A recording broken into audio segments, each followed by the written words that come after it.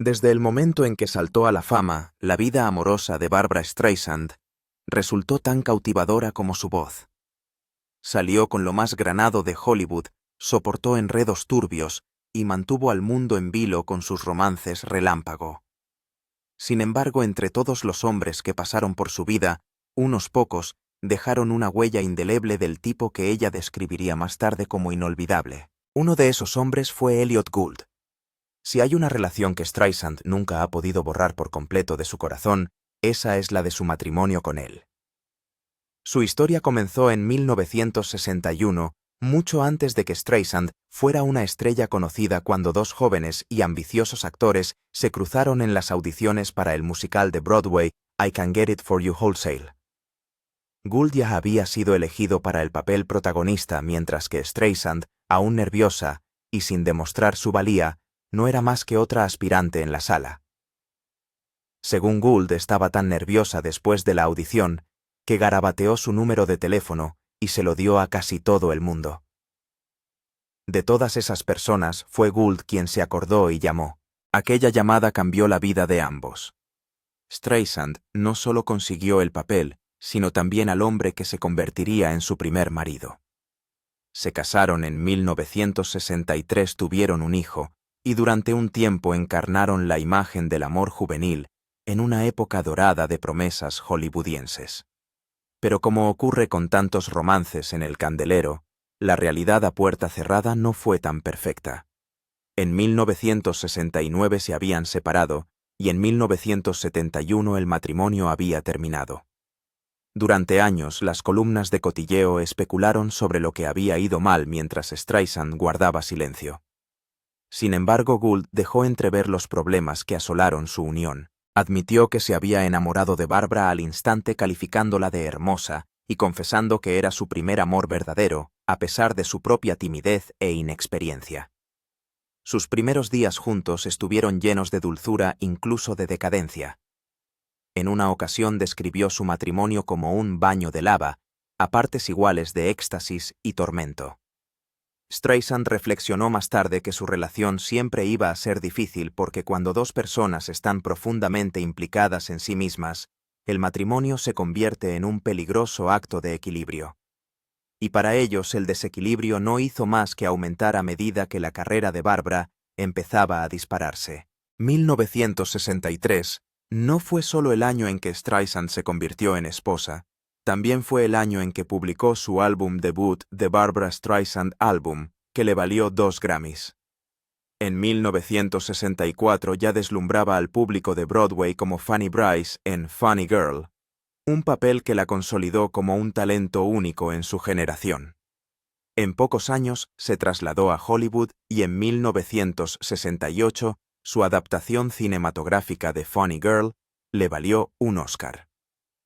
Pronto le siguieron papeles en Hello, Dolly y otras películas importantes, y a mediados de los 20 Streisand era una de las mujeres más poderosas del mundo del espectáculo. Mientras tanto, Gould trabajaba con constancia tanto en el teatro como en el cine, pero no podía igualar el meteórico ascenso de su esposa. La prensa le conocía como Mr. Streisand, una etiqueta que le molestaba. Más tarde admitió que era difícil estar casado con alguien con tanto empuje, sobre todo cuando se sentía perdido a su sombra. Explicó que no crecieron juntos como pareja, confesando que Barbra llegó a ser más importante que nosotros. A principios de la década de 1970, los problemas de Gould fuera de la pantalla empezaron a atraer sus propios titulares. Circulaban rumores de comportamiento errático y enfrentamientos en los platós de rodaje, y una de las producciones, A Glimpse of Tiger. Una mirada al tigre se interrumpió a los pocos días debido al caos reinante. Los estudios se volvieron cautelosos y a veces exigían evaluaciones psiquiátricas antes de permitirle trabajar.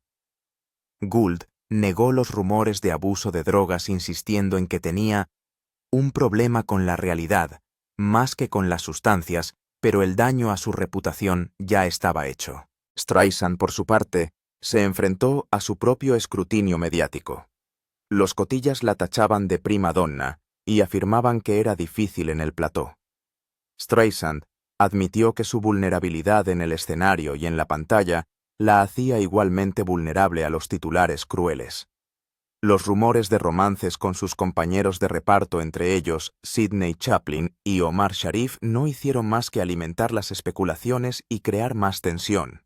Aunque esos supuestos romances fueron breves, bastaron para que su matrimonio pareciera inestable. Mientras Gould luchaba con su propia identidad y con el peso del éxito de su esposa, y Streisand soportaba el implacable escrutinio tanto de la prensa como de la industria, su historia de amor antaño brillante se fue fracturando poco a poco.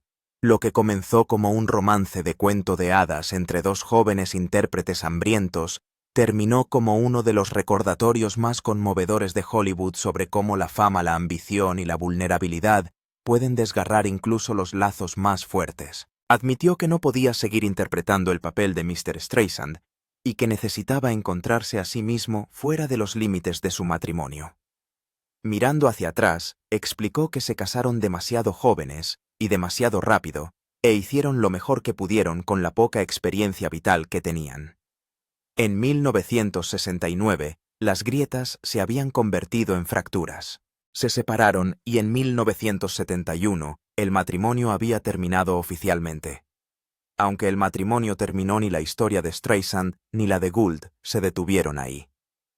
La carrera de Gould resurgió con la aclamación de la crítica en Bob y Carol y Ted y Alice, que le valió una nominación al Oscar, seguida de papeles destacados en M de Robert Altman, A, S, H y El largo adiós. Su carrera se prolongó durante décadas, desde California Split hasta la franquicia Ocean's 11. Streisand, por supuesto, alcanzó el estatus de leyenda con premios, giras con entradas agotadas y una carrera que definió generaciones. Salió con hombres famosos como Warren Beatty, Chris Christopherson e incluso la estrella del tenis Andre Agassi, antes de encontrar el amor duradero con el actor James Brolin, con quien se casó en 1998. Gould se volvió a casar con la actriz Jennifer Bogart 3 veces, de hecho, antes de llegar a un acuerdo único de amistad y familia con ella. A pesar de los altibajos, Barbara y Elliot nunca llegaron a separarse. Con el tiempo, la amargura dio paso al respeto. Streisand admitió una vez que amas a alguien, esa persona pasa a formar parte de ti para siempre. Gould parecía estar de acuerdo, declarando a The Independent que siempre la querría y que seguía siendo una parte importante de su vida. Incluso hoy en día la describe como parte de su pequeña unidad familiar, agradecido de que su marido James Brolin le trate con amabilidad. Puede que no tuvieran un final de cuento de hadas, pero a su manera forjaron algo igual de raro. Un vínculo postdivorcio basado en el respeto mutuo, una historia compartida y una conexión inquebrantable. En retrospectiva, su matrimonio fue a la vez estimulante y destructivo, lleno de pasión, ambición y el caos de dos jóvenes estrellas que intentan navegar por la fama. No estaba destinado a durar para siempre, pero dejó una huella que ninguno de los dos ha olvidado. Cuando Streisand echa la vista atrás y recuerda a los hombres que marcaron su vida, no es de extrañar que Elliot Gould figure en la lista.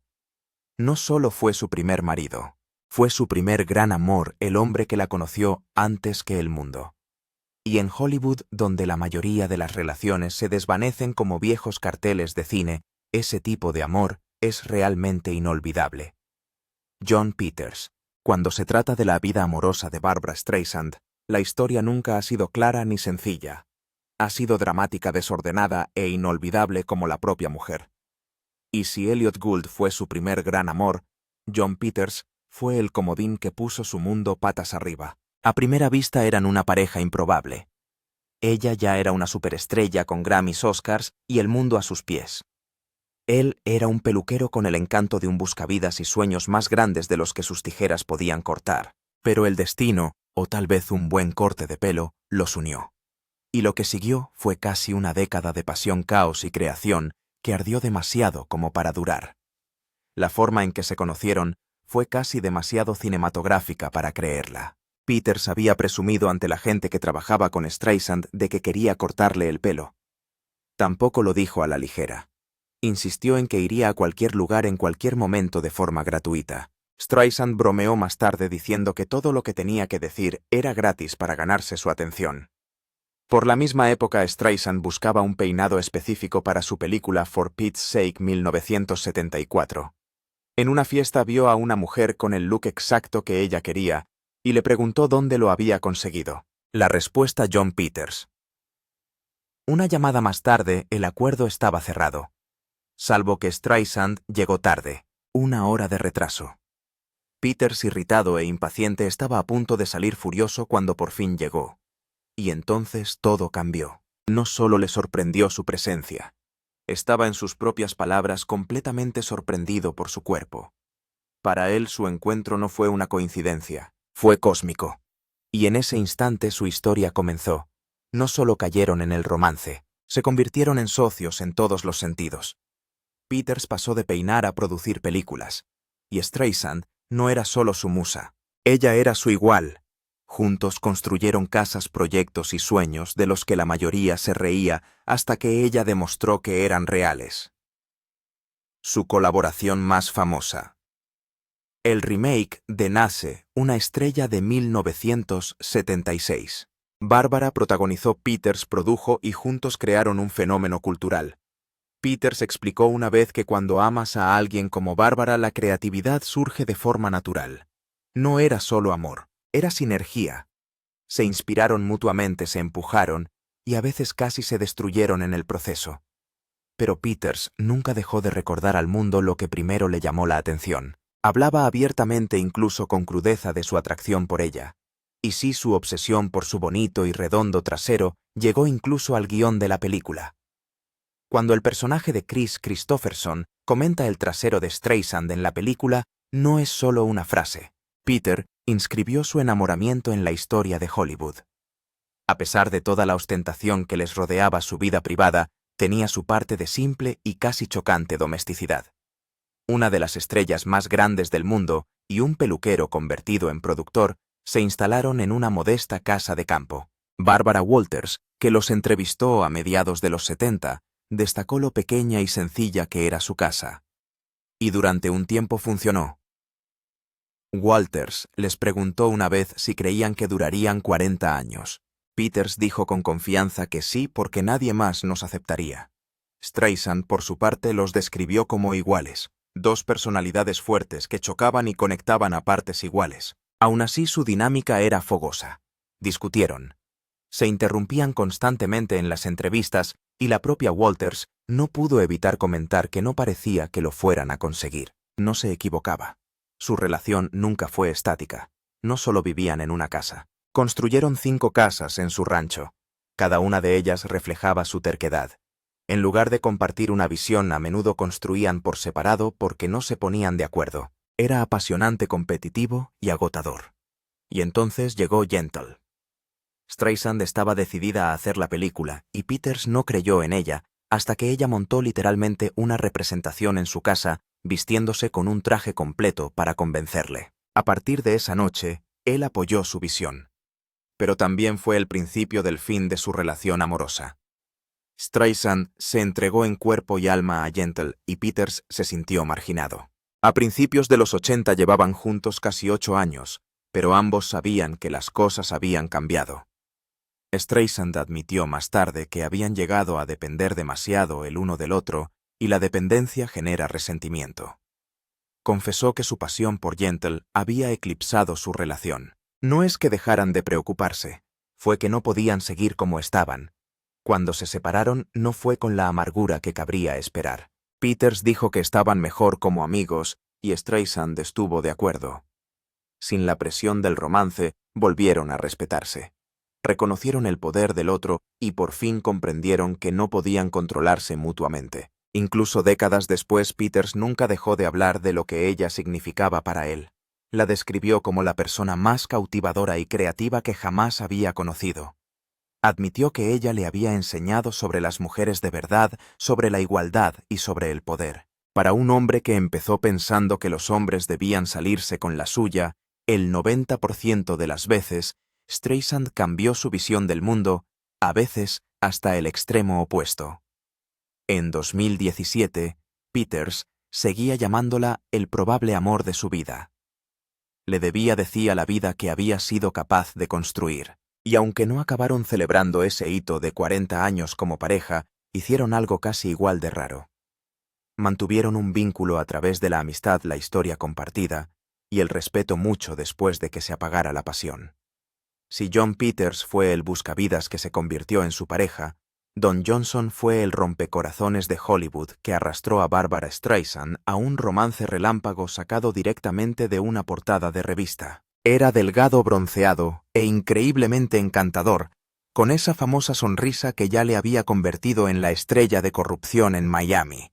Y cuando sus caminos se cruzaron en Aspen durante las Navidades, saltaron chispas que ni siquiera Streisand pudo ignorar. En sus memorias, My Name is Barbara, confesó que siempre se había sentido atraída por los hombres guapos a los que comparaba con obras de arte que le gustaba coleccionar. Johnson encajaba perfectamente en esa descripción. Él dio el primer paso entablando conversación y a ella le gustó su confianza de inmediato. Lo que siguió fue una relación que ella describió más tarde como diversión, pura diversión, un escape muy necesario de las presiones de la fama. Los comienzos de su noviazgo fueron muy alegres. Fueron a Atlantic City a ver un combate de Mike Tyson, aunque el boxeo era lo último que Streisand habría elegido para una cita. Se dejó arrastrar al mundo de Johnson de las cosas de chicos. Fútbol, helicópteros, barcos de carreras. No siempre lo entendía, pero disfrutaba del viaje porque con Don la vida parecía más ligera. Durante un tiempo la hizo feliz de forma sencilla y sin complicaciones. Pero como en muchos romances relámpago, el brillo empezó a desvanecerse. La grieta apareció cuando Johnson faltó a la fiesta de cumpleaños de Streisand mientras rodaba en Calgary. En lugar de esperar, voló a verle, pero la visita solo confirmó lo que ella temía. Johnson parecía distante, distraído, atendiendo llamadas en el coche y sin prestarle la atención que ella deseaba. Incluso cuando ella intentó tocarle una maqueta de su dúo Till I Loved You, él la rechazó. Esa canción se convertiría en el punto de ruptura. Streisand creía que era una hermosa colaboración, pero Johnson lo veía de otra manera. Cantar junto a ella, la voz más célebre del mundo, le hizo sentirse expuesto e inseguro. En lugar de hablarlo, se volvió frío, desconfiado y enfadado. Streisand sintió que se retraía a su vez. La gota que colmó el vaso fue una llamada telefónica. Cuando Streisand llamó un día a Johnson, contestó su exmujer Melanie Griffith. Para entonces Griffith estaba en rehabilitación y Johnson, que había superado sus propias adicciones, intentaba apoyarla. A Streisand no le importaba que estuviera con su ex. Lo que no podía perdonar era la falta de honestidad. No le había dicho la verdad sobre su relación, y para Bárbara, un hombre que no podía ser emocionalmente sincero con ella, no tenía cabida en su vida. Eso fue todo. El romance, que una vez había sido pura diversión, se disolvió sin dejar atrás ninguna amargura, solo claridad. Streisand se alejó sabiendo que no estaba destinado a durar. Sin embargo, no se arrepentía de nada, porque durante un breve momento, Johnson trajo alegría y ligereza a su mundo. Incluso ahora, décadas después, todavía queda un rastro de esa conexión. Cuando se encuentran en las fiestas, Johnson siempre la abraza y le susurra, «Te quiero». Streisand nunca se lo contesta, pero el hecho de que lo siga sintiendo después de tantos años dice bastante. Luego vino Pierre Trudeau. Pierre Trudeau. Su primer encuentro no fue uno más en Hollywood. Trudeau y Streisand se cruzaron por primera vez en enero de 1969 en una ostentosa gala en Londres. No era una noche cualquiera, era el estreno británico de Funny Girl, y ambos estaban sentados a la mesa de la princesa Margarita. Trudeau, recién nombrado primer ministro de Canadá, ya era la comidilla de la ciudad. La prensa inglesa no se cansaba de hablar de él. No era la imagen rígida y predecible de un político a la que estaban acostumbrados. Pocos días antes, se había deslizado por una barandilla pulida en Marlborough House mientras una multitud de cámaras disparaba flashes como relámpagos. Streisand, aún conmocionada por su matrimonio congelado con Elliot Gould, ya se había fijado en Trudeau desde lejos. Había visto fotos del apuesto primer ministro soltero en la revista Life y bromeaba con su mejor amiga, Sis Corman, diciéndole que era exactamente el tipo de hombre que le gustaría conocer. Y ahora el destino le había brindado la oportunidad. A las claras, Trudeau era todo lo que ella imaginaba, y más. Él la invitó a bailar, pero ella se negó tímidamente, alegando que no le gustaba hacerlo en público. En su lugar le propuso bailar con Corman. A la mañana siguiente la prensa sensacionalista no paró de publicar fotos de Trudeau con su supuesta nueva novia. En realidad, Corman era una mujer casada, madre de 4 hijos, y confidente de Streisand desde hacía mucho tiempo. De vuelta a Nueva York, el diseñador Arnold Scosi recuerda el momento en que Trudeau telefoneó por primera vez a Streisand. Estaba descansando en Albornoz con el pelo envuelto en una toalla cuando su asistenta le anunció que el primer ministro de Canadá estaba al teléfono. Sonriendo, Bárbara preguntó, «¿Cómo has conseguido mi número?». Para Scosi era adorablemente ingenua. Después de todo, era el líder de un país. Cuando colgó Streisand, levantó las manos y bromeó, «Llámame señora primera ministra». Era una broma, pero la atracción era muy real. A primera vista, parecían una pareja improbable la estrafalaria chica judía de Brooklyn y el pulido hijo de la riqueza de Montreal, educado en los jesuitas. Sin embargo, ambos habían alcanzado alturas vertiginosas en la década de 1960 y sus vidas se desarrollaban como meteoritos paralelos destinados a chocar. En 1969, Trudeau estaba en plena trudomanía. Los canadienses nunca habían visto nada como él. Era sexy, glamuroso, y se comportaba como una estrella del rock político. Marshall McLuhan lo describió en una ocasión como la figura perfecta y genial para la televisión, un medio que lo transformó de profesor a rompecorazones de la noche a la mañana. El ascenso de Streisand había sido igual de explosivo. Desde sus triunfos en Broadway con Funny Girl hasta sus premios Grammy y sus especiales televisivos dominadores de los Emmy, había pasado de ser un patito feo a uno de los rostros más reconocibles del mundo del espectáculo. Era inevitable que sus mundos se alinearan. Su relación creció a través de llamadas telefónicas a larga distancia. En octubre de 1969, Trudeau viajó a Nueva York para pasar un fin de semana con ella. Cenaron en Casa Brasil, fueron a una exclusiva discoteca y desaparecieron en el apartamento de Streisand durante el resto del fin de semana. Cuando un periodista preguntó más tarde a Trudeau cuánto tiempo hacía que conocía a Streisand, sonrió y dijo, «No el suficiente». Por supuesto, los asesores de Trudeau no podían ignorar el riesgo político de que saliera con una superestrella de Hollywood casada, pero como dijo un asesor, «Estamos debatiendo si Pierre debería salir con la estrella más sexy del mundo. Dios mío, esto es oro político». Su romance no era solo privado, era un espectáculo. Streisand visitó Ottawa y atrajo todas las miradas cuando se sentó en el Parlamento con un traje de cachemir ribeteado de Marta. Incluso los políticos hastiados se dieron cuenta de que Trudeau no podía apartar los ojos de ella. Cuando ella se levantó para marcharse, él le hizo una seña de 5 minutos más, como un adolescente enamorado. Los reporteros siguieron sin aliento cada uno de sus movimientos y ella confesó que el viaje había sido impresionante. Incluso le dijo a un amigo que estar con Trudeau la hacía sentir como Jackie Kennedy, pero había fisuras. Trudeau hablaba en serio de la familia e incluso planteó la idea del matrimonio. Bárbara admitió que fantaseaba con ser la primera dama de Canadá. Se imaginaba aprendiendo francés, haciendo películas solo en Canadá y lanzándose a causas políticas. Pero la realidad la echó para atrás. El catolicismo de Trudeau, su incesante carrera en Hollywood y su hijo pequeño pesaban en contra del sueño. Ella sabía que nunca podría pedirle que renunciara a su puesto, así que se separaron con afecto.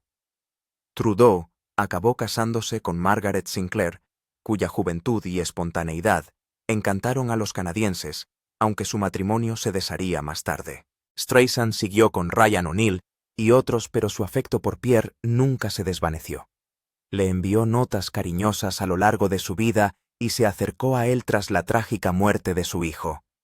Cuando Trudeau murió en 2000, escribió un homenaje en el que lo describía como elegante, reservado y digno, un hombre que encarnaba esa gran conexión de mente y cuerpo.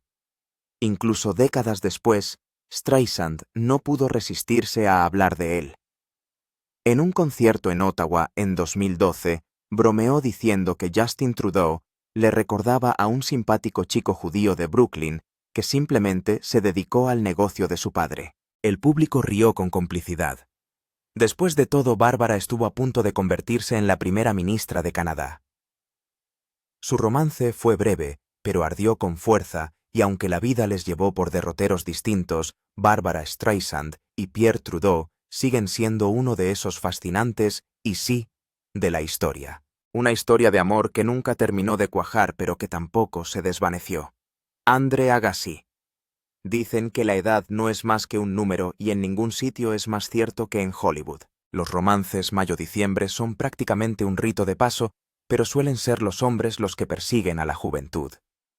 Bárbara Streisand, sin embargo, nunca siguió las reglas. En los años 90 sorprendió a todo el mundo saliendo con Andre Agassi, el chico de oro del tenis 28 años más joven. A veces sientes que es una cuestión de suerte o del destino, pero ya sabes, Andre siempre fue uno de esos jugadores que... La pareja fue noticia en todas partes, y Bárbara no rehuyó los focos. Estaba presente en sus partidos animándole mientras Agassi le hacía gestos desde la pista.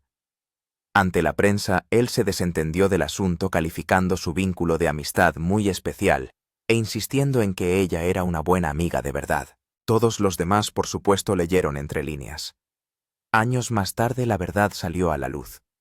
En su autobiografía, Agassi admitió que estaba completamente fascinado por ella. No solo la leyenda, no solo la voz, sino la propia mujer. Agassi lo resumió en una frase inolvidable.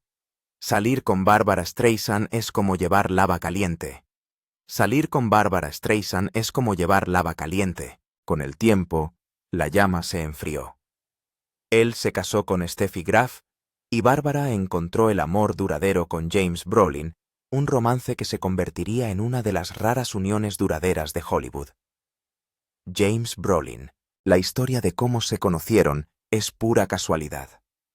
Streisand reveló en The Tonight Show with Jimmy Fallon en 2021 que ella y Brolin tuvieron una cita a ciegas en 1996 durante una cena. Ella confesó ser tímida aquella noche y que bajó a jugar con los niños antes de sentarse a la mesa. El humor de Streisand estuvo a flor de piel. Hizo un chiste sobre el pelo de Brolin sin esperar nada a cambio. Esperaba a un tipo con barba castaña y pelo ondulado castaño como un montañés y vi a un tipo con todo el pelo cortado y sin barba y pasé a su lado. Le pasé la mano por el pelo y le dije, pezuña cabeza arriba. Puede que su ocurrencia fuera atrevida, pero a Brolin le intrigó.